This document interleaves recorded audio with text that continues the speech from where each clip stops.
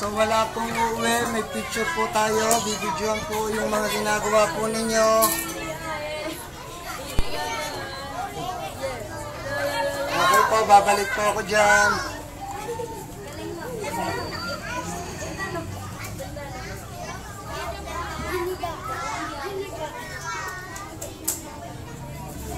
So yan, pipicturean po kayo ni Teacher Reyna, bibidyohan po yung mga magaganda po ninyong ginawa, kaya wala muna po magtatago ng mga gamit.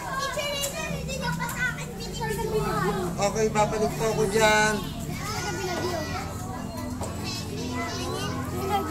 Yan, ang gaganda na po ng mga gawa ng ating mga classmate po dito.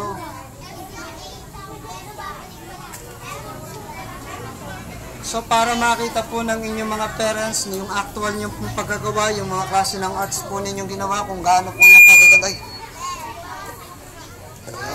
So dapat po, habang binibidyoan po kayo ni Teacher Reyna, nagagawa po kayo. Okay? Nagagawa po kasi marami pa po tayong mga classmate na nagagawa pa po dito.